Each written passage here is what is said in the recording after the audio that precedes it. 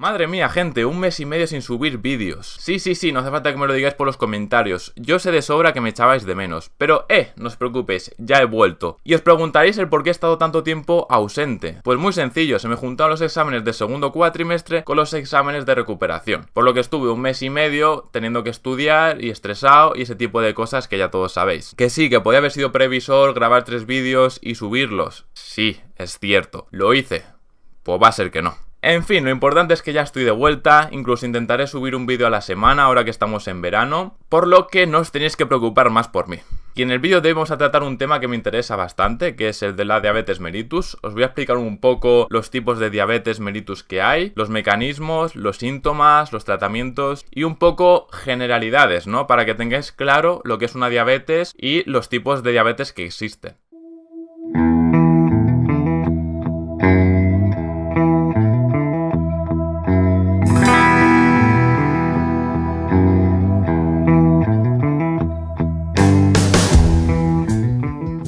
Vale, en primer lugar, ¿qué es una diabetes mellitus? Pues es una enfermedad que cursa con una hiperglucemia. Joder, se me ha metido algo en el ojo, tío, de repente grabando, tío. Qué suerte la mía.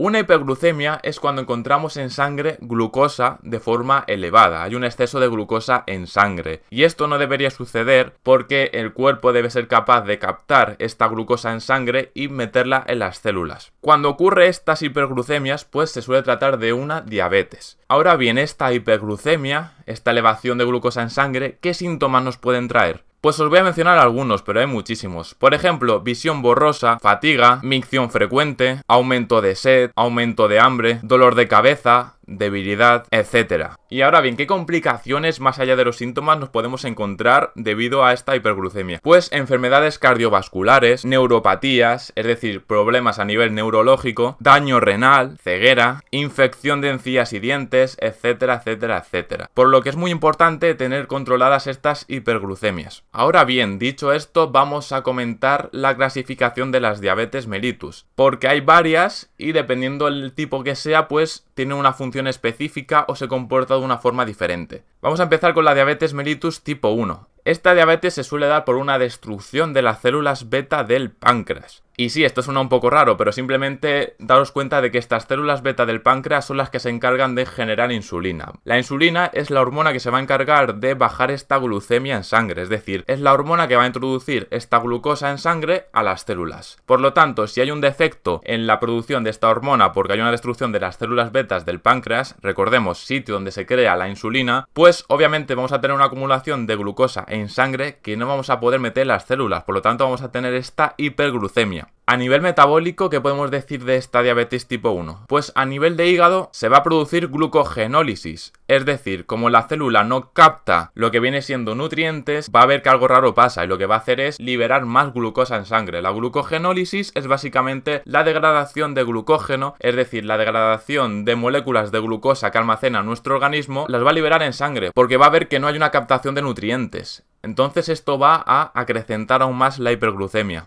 Incluso a nivel de músculo se va a producir una proteólisis, es decir, una degradación de proteínas, porque recordemos que las proteínas pueden formar parte de glucosa, es decir, pueden transformarse en glucosa con lo que se dice la gluconeogénesis. Entonces, lo que pasa aquí básicamente, el cuerpo nota que no le llegan nutrientes a las células, por lo tanto piensa que algo malo está pasando y se dedica a liberar todos los combustibles que tiene. A nivel de tejido adiposo también, el cuerpo empieza a tirar de reservas de grasa. Estas reservas de grasa en exceso se acaban transformando en cuerpos cetónicos, que de por sí no son malos, pero cuando no hay una insulina que los regule, sí, porque pueden incluso acidificar el pH, lo que se llama cetoacidosis diabética. Pueden acidificar el pH y una acidificación del pH puede derivar en que se desnaturalicen proteínas, es decir, que las proteínas pierdan su composición y se degraden. Esto es muy perjudicial básicamente porque proteínas tenemos a montón en nuestro cuerpo. Entre las proteínas que tenemos, por ejemplo, están las enzimas, que son súper importantes y se degradarían, por lo que sería un caos que puede provocar efectivamente la muerte. Una cetoacidosis diabética fácilmente puede causar la muerte.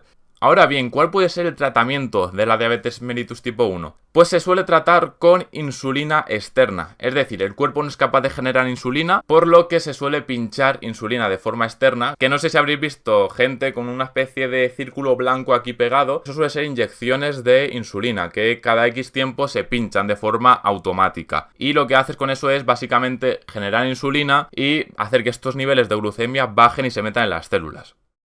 Luego tenemos la diabetes mellitus tipo 2, que sigue un mecanismo totalmente diferente. Aquí digamos que el cuerpo tiene una resistencia a la insulina, es decir, que por mucha insulina que generemos, nuestro cuerpo no es capaz de meter esos nutrientes en las células. Por lo que aquí ya vemos que pasa un proceso totalmente opuesto. En el caso anterior de la diabetes tipo 1, simplemente el paciente o el que sufría esta enfermedad no era capaz de generar insulina. Aquí sí que es capaz de generar insulina. Lo que pasa es que necesita generar tanta insulina para meter esos nutrientes que se produce un desgaste muy elevado en el páncreas. Y obviamente el tiempo en el que el cuerpo no es capaz de meter esta glucosa en las células es tiempo en el que la glucemia va a estar elevada en sangre. Por lo que, como es obvio, esta diabetes tipo 2 también cursa con una hiperglucemia. Y aquí hay un problema serio a nivel de almacenar grasa. Y es que recordemos que la insulina es una hormona anabolizante, es una hormona que lo que hace es crear. Es decir, cuando hay un exceso de insulina, que es la que se genera durante la diabetes tipo 2, lo que va a hacer es crear grasa. Es decir, la insulina cuando ve que no puede almacenar la glucosa, lo que hace es almacenar en forma de grasa. Por lo que normalmente la gente que presenta resistencia a la insulina y por tanto diabetes tipo 2 suele ser personas que tienen cierta obesidad, debido a esa hiperinsulinemia, a ese exceso de insulina, ¿no?, que generan. ¿Cuál puede ser el tratamiento de esta diabetes? Pues este tratamiento es más sencillo que el de la diabetes tipo 1. Por ejemplo, puedes hacer ejercicio físico, porque el ejercicio físico aumenta la sensibilidad a la insulina. Puedes hacer ayunos, que los ayunos también ayudan a mejorar esa sensibilidad a la insulina. Puedes probar a hacer una dieta alta en grasas y bajas en hidratos de carbono, porque recordemos que la grasa no estimula la insulina como los hidratos de carbono.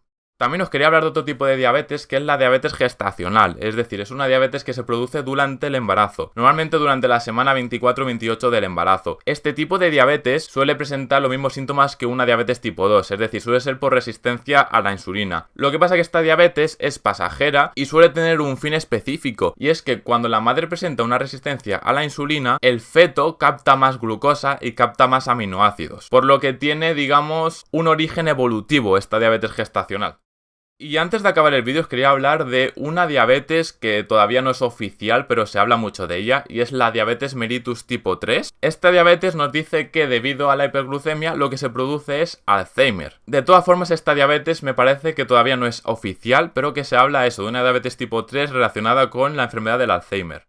Y bueno, hasta aquí el vídeo de hoy, espero que os haya gustado, espero que entendáis un poco mejor la diabetes que es, la hiperglucemia que es, un poco los tipos de diabetes que hay y los mecanismos de estas. Así que nada, espero que te haya gustado el vídeo, espero que te alegre mi vuelta. Y nada, nos vemos la semana que viene con otro vídeo, que tengo algunas ideas ahí muy interesantes. Dale me gusta, coméntame sugerencias, críticas o lo que quieras. Y nos vemos en el siguiente vídeo. ¡Hasta luego, gente!